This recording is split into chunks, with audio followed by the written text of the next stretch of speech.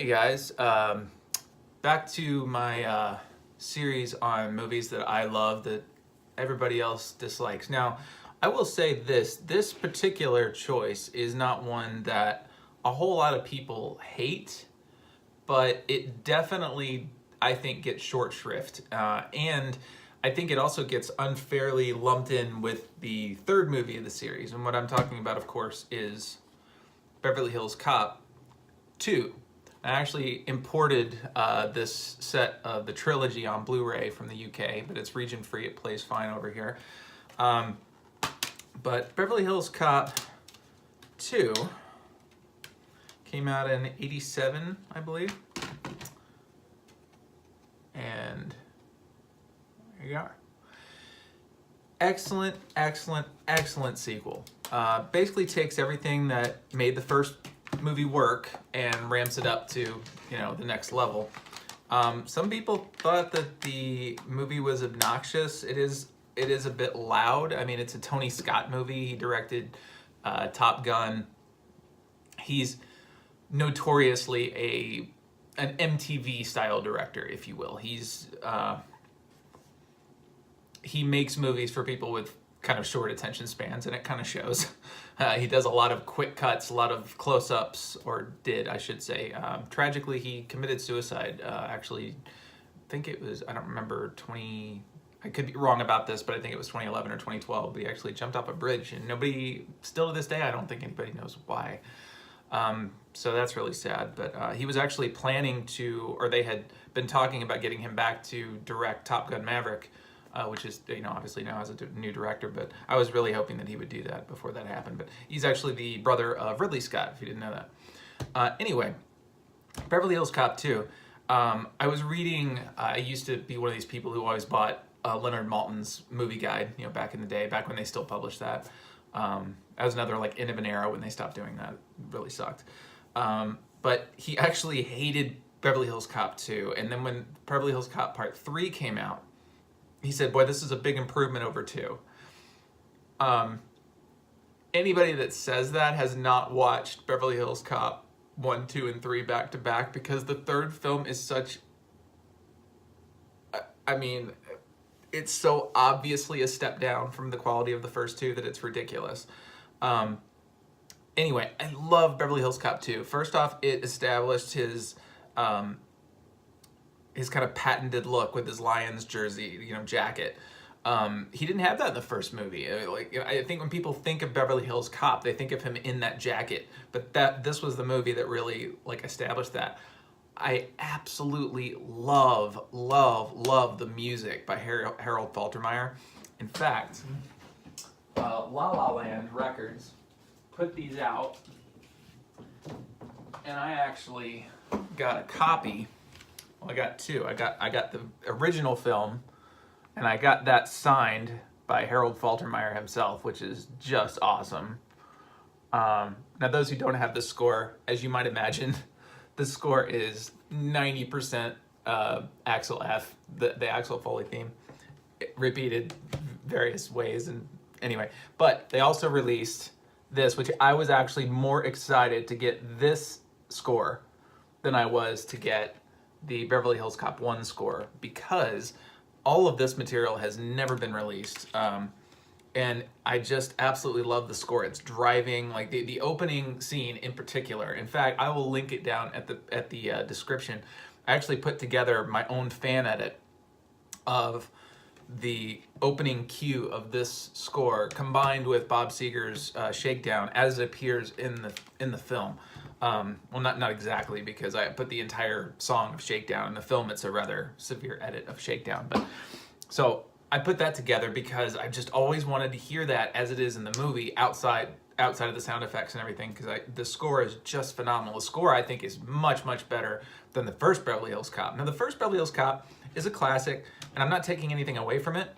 I honestly revisit the second movie more. I feel like it has more iconic moments in it than the first film. It's kind of a heist. It's one thing I really liked about it. Beverly Hills Cop 2 is more of a detective story as far as Foley trying to figure out what's going on.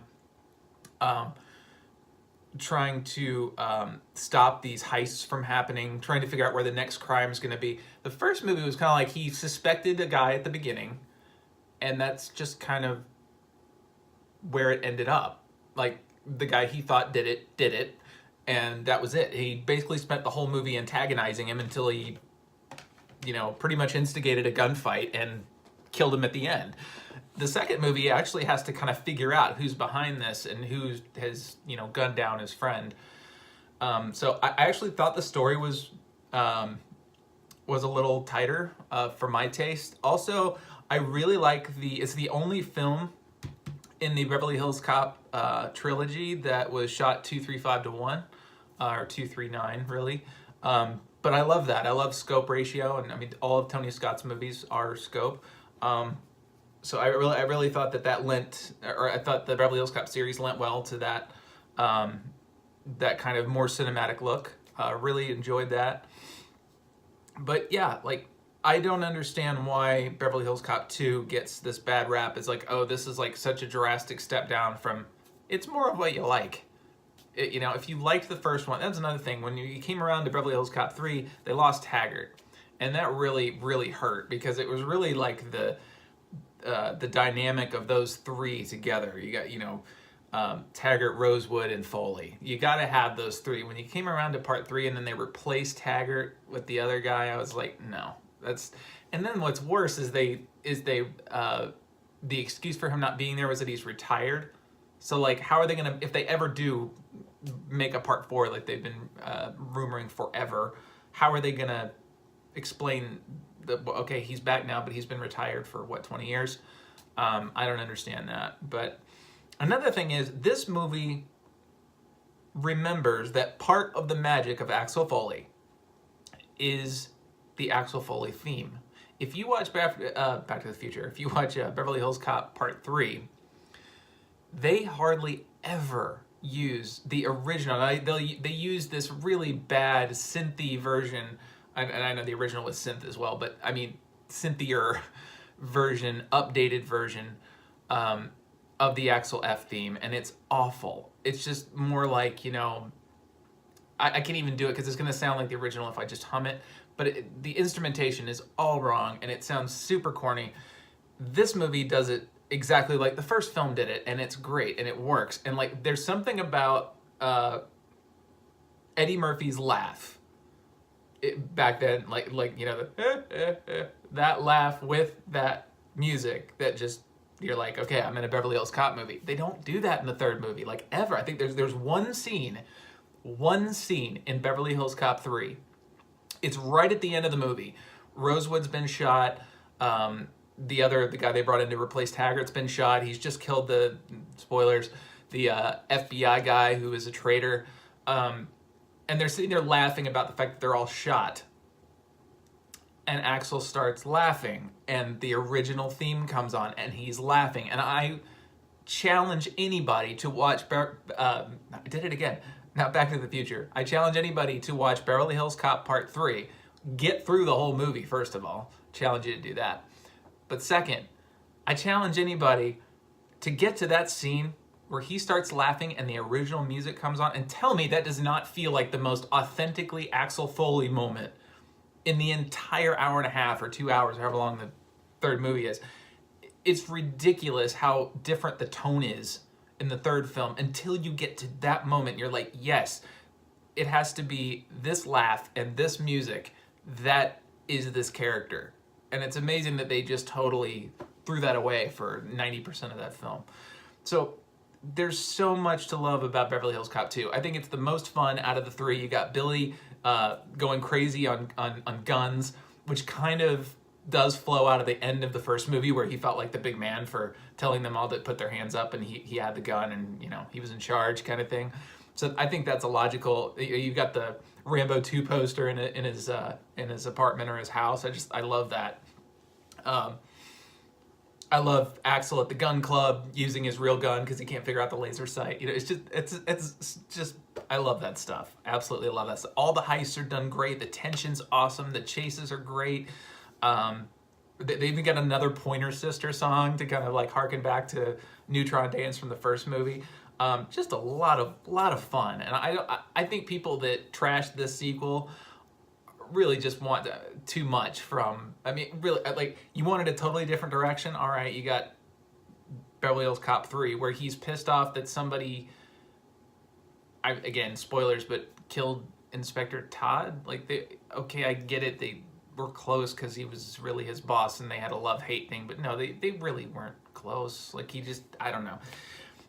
I didn't understand the third one at all. So anyway, Beverly Hills Cop 2, solid sequel, really awesome. I honestly 100% put it up with the first movie. I think they're both great. I would not give, like, the first movie, I would not say was like a 3.5 star movie, and the second one's like a 2-star movie, like most people say. No, I'd say the first and second movie are solid 3-star movies. Very, very, very entertaining. What more can you ask for from Beverly Hills Cop? Come on. Okay, well, I'm going to make another video really soon. Again, I'm really sorry about the long hiatus there between like 2 videos ago and the last video. I just had a lot of stuff come up. But I'm going to be a little bit more regular with these going forward. So thanks for watching, and I'll see you guys next time. Like, subscribe, all that good stuff. All right, bye.